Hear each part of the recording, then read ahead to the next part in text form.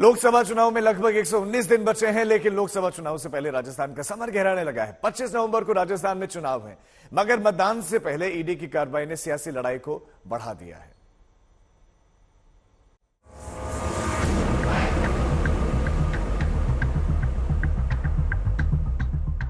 वैसे तो राजस्थान चुनावी गहमागहमी से पहले ही गर्म है, मगर इस चुनावी गहमागहमी को और आगे बढ़ा दिया ईडी की रेड ने।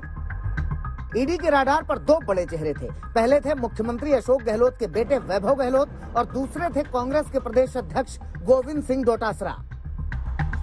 वैभव गहलोत को विदेशी मुद्रा प्रबंधन अधिनियम यानी फेमा में कथित अनियमितताओं के मामले में पूछताछ के लिए 27 अक्टूबर को दिल्ली तलब किया गया है। उनसे ईडी दिल्ली में ही पूछताछ करेगी। वहीं डोटासरा पर पेपर लीक मामले में छापेमारी हुई है।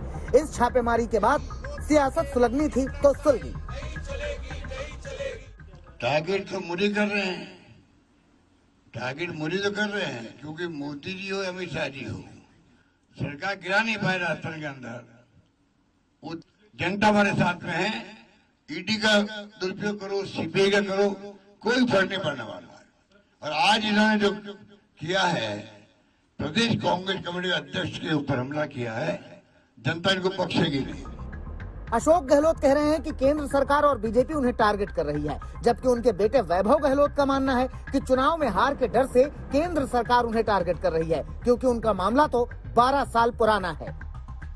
चुनाव के समय इनको सब याद आता है, ईडी सीबीआई। हम तो शुरू से कहते आए हैं, जहाँ जहाँ चुनाव होता है जिस जिस राज्य में, वहाँ पे केंद्र की भाजपा सरकार ईडी को साथ साथ ही भेजती है चुनाव की तारीखों के साथ ही। और जिस तरीके से आज हमारे प्रदेश अध्यक्ष जी को और मुझे सम्मान करके दिल्ली बुलाया है, मैं पहले भी कह चुका हूं कि ये मामले पहले 12 साल पहले भी आए थे। 12 साल पहले भी हमने इन्हीं आरोपों का जवाब दिया था और अब भी देखे आएंगे। यहाँ आपको ये बता दें कि 2015 में जयपुर के 2 लोगों ने एक शिकायत दर्ज कराई थी, जिसमें कहा गया था कि वैभव गहलोत ने मॉरिशस स्थित शिवनार होल्डिंग्स नाम की कंपनी से अवैध पैसे को ठिकाने लगाया था। इस कंपनी पर एक शेल कंपनी होने का भी शक है। अब बीजेपी हमलावर है। बीजेपी कह रही है कि भ्रष्टाचार के मामले में ईडी ने अब बड़ी मछलियों को टारगेट किया है। इस प्रकार की जो रेड डाली गई है, वो सिर्फ एक संकेत देने के लिए दी गई है, मैसेज देने के लिए दी गई है कि अगर हम पॉलिटिकली कमजोर पड़ेंगे तो हमारा साथ देने के लिए नाना प्रकार की जो एजेंसीज भारत सरकार की हैं, चाहे वो सीबीआई है, ईडी है, इनकम टैक्स है, उनका हम दुरुपयोग करेंगे और लोगों के अंदर एक तरह का भय पैदा करने की हम कोशिश करेंगे। राजस्थान एंटी करप्शन ब्यूरो के सेवानिवृत्त डायरेक्टर जनरल बीएल सोनी साहब ने खुद वीडियो करके ये कहा और इस बात को स्वीकार किया है कि सरकार बड़ी मछलियों पर हाथ डालने नहीं देती थी, हम पर दबाव डाल करके रोकती थी।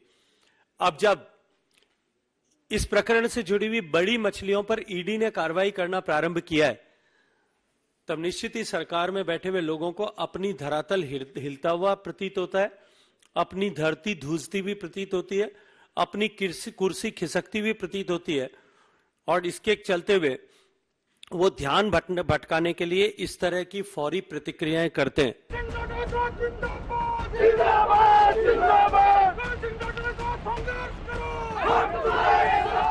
छापेमारी के बाद कांग्रेस के कार्यकर्ताओं ने जोरदार विरोध प्रदर्शन किया। बता दें कि राजस्थान में 25 नवंबर को मतदान होना है। जाहिर सी बात है कि इन चुनावों में भ्रष्टाचार एक बड़ा मुद्दा बनेगा, क्योंकि इस बार कांग्रेस के प्रदेश अध्यक्ष और खुद अशोक गहलोत के बेटे पर ईडी की गाज गिरी है। So is it the malafide intention or not? आज जब राजस्थान में इलेक्शन है, पॉलिटिकली फाइट करो। मध्य प्रदेश में इलेक्शन है, पॉलिटिकली फाइट करो। लेकिन पूरा गवर्नमेंट एम्प्लॉयज को साथ में लेकर और कितना करोगे आप? कितना लोगों को जेल में डालोगे? जैसे इलेक्शन में कोई ना रहे बाहर में, वो भी करके देखो, आपका वोट नहीं मिलेगा। कोई दिक्कत नहीं है, ये जा रहे हैं, इसलिए छटपटाहट, काफी छटपटाहट है लोगों के बीच में। छापा छापा मारते रहता है, छापा, मुकदमा मुकदमा, और कोई काम नहीं है, और इनको कुछ प्राप्त होने वाला नहीं है, बल्कि हाथ से सब निकल रहा है। देखना होगा कि बीजेपी चुनावों में इसे कैसे भुनाती है। देखने वाली बात यह भी होगी कि चुनाव से ठीक पहले ईडी के जाल में फंसे वैभव गहलोत और डोटासरा अब आगे किस रणनीति पर काम करेंगे।